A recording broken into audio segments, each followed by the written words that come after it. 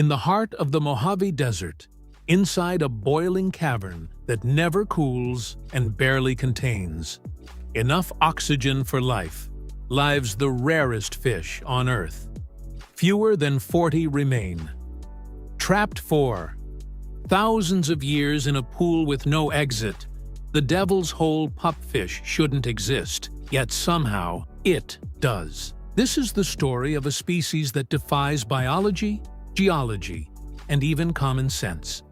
A fish so rare, so fragile, and so impossibly trapped that scientists still struggle to understand how it survives. So let's dive into the details and explore why saving its last inhabitants matters more than ever. Deep inside Death Valley National Park, hidden within a limestone cavern known as Devil's Hole, lies one of the most hostile habitats on the planet.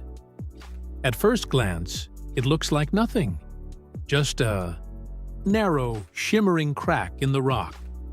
But beneath that surface is a world unlike any other, an underwater labyrinth formed by a powerful geological fault, opening a window straight into an ancient aquifer. No one knows exactly how deep Devil's Hole goes. Divers have descended over 436 feet, and still haven't reached a bottom. Below 85 feet, it shifts into a true cave system, a submerged maze of darkness that stretches far beneath the desert floor. And at the very surface of this abyss, on a small limestone shelf just a few meters wide, lives the only wild population of the Devil's Hole, pupfish. It is the rarest fish on the planet, found nowhere else in nature, with population counts that have at times dipped below 40. Devil's Hole is not a place where life should flourish. The water here stays at 93 degrees Fahrenheit, 33.9 degrees Celsius, year-round, near the upper limit for fish survival. It holds almost no dissolved oxygen, making every breath a struggle.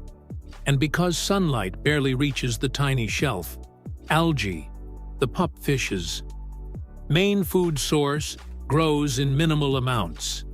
Any other species placed here would die within minutes.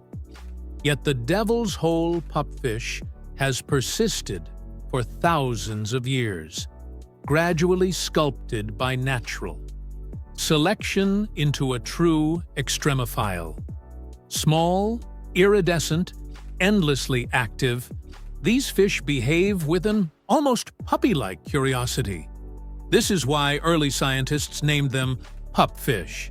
They dart, chase, and investigate everything, even divers who enter their cave to count them. But despite their energy, they are unbelievably delicate. Their world is so limited, physically, genetically, and nutritionally, that the species walks a razor-thin line between survival and extinction. How long have they lived here? Geneticists estimate anywhere from hundreds to tens of thousands of years, though most agree. They have been isolated since the last ice age. When wetter climates receded, the region dried and waterways vanished. Yet this tiny pocket of groundwater remained, sealing the fish into a natural time capsule. By the time scientists began officially counting them in 1972, the population was already dangerously small. The highest number ever recorded was around 540 fish decades ago. Since then, fluctuations have been sharp and alarming. Human activity in the region since the 1950s, including groundwater pumping, further reduced their stability. Their crisis became so severe that in 1967, the Devil's Hole pupfish became one of the very first species listed under America's Endangered Species Preservation Act, a precursor to the modern Endangered Species Act. But legal protection alone couldn't stop the threats that were coming. Devil's Hole is so deep and directly connected to underground water networks that earthquakes, occurring thousands of miles away, can create waves inside it. These aren't true tsunamis. They're called seeches, rhythmic sloshing triggered by seismic vibrations. A quake in Chile, Mexico, Alaska, or Japan can send water surging inside Devil's Hole, washing across the only shallow shelf where the fish feed, spawn, and survive. When that happens, the waves rip algae off the rocks and remove tiny invertebrates, their entire food supply. Recently, an unfortunate pair of earthquakes created major seeches, back-to-back events that devastated the ecosystem. The water violently washed the shelf clean, leaving the pupfish with almost nothing to eat.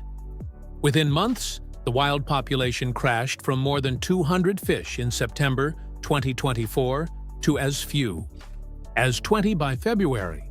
This was one of the lowest counts ever recorded, and for a species already walking the edge, it was a terrifying moment.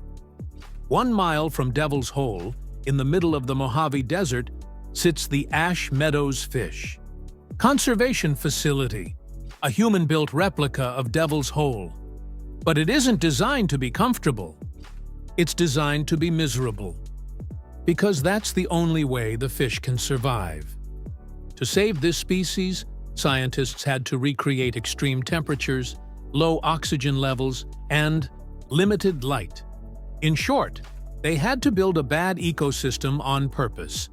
But capturing wild pupfish was nearly impossible. Removing individuals from such a tiny population could destroy it. So researchers turned to the one ethical solution: collect the eggs instead of the fish. They collected eggs during the hottest part of summer and the coldest part of winter periods, when eggs in the wild typically have almost zero chance of reaching adulthood. This allowed them to build a backup population without harming the wild one. Inside the facility, they experimented with new food sources, macroinvertebrates, frozen diets, and benthic organisms to give the fish a healthier and more reliable menu than they ever had in nature. And for nearly a decade, these captive fish existed only as a safety net. Then came the crash of 2024. For the first time in 10 years, scientists carried out the mission the lifeboat population was created for. They returned 43 captive-reared pupfish to Devil's Hole in 2 carefully planned stocking events. This was a critical turning point. With their help, the wild population stabilized. Soon after, scientists began spotting eggs again. New babies appeared. Survival rates increased. After months of panic, a fragile optimism returned. The lifeboat had worked. Every conservationist working with the Devil's Hole pupfish faces the same question. Why bother? It's a tiny species living in a crack in the desert. It doesn't feed millions of people. It doesn't carry economic value. To some, it's just a blue speck in a hostile pool, teetering on extinction. But the answer runs much deeper. For one, the pupfish is an indicator species, the biological equivalent of a canary in the coal mine. What happens to them today could happen to other desert fish tomorrow as climate shifts, water supplies shrink, and human activity pushes delicate ecosystems toward collapse. More importantly, extreme environments are gold mines for scientific discovery. Many of our medical breakthroughs, enzymes, treatments, molecular tools originate from extremophiles, organisms thriving where life should fail.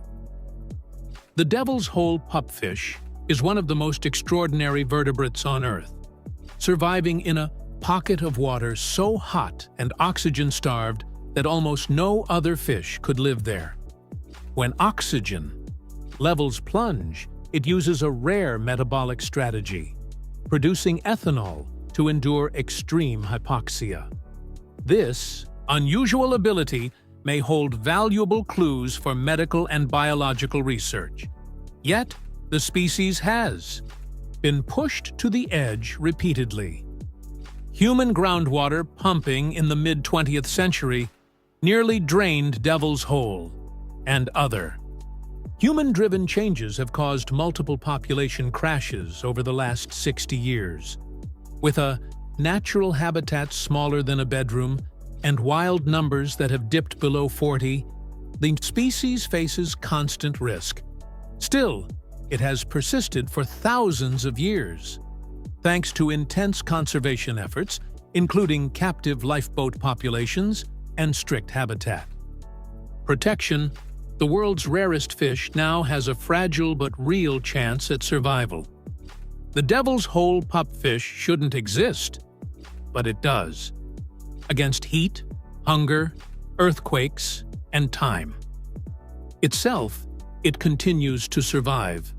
Its future now depends on us, our science, our choices, and our willingness to protect a species that the world could easily forget. If you found this story fascinating and want more deep-dive explorations into Earth's rarest creatures, make sure to like the video, subscribe to the channel, and turn on notifications.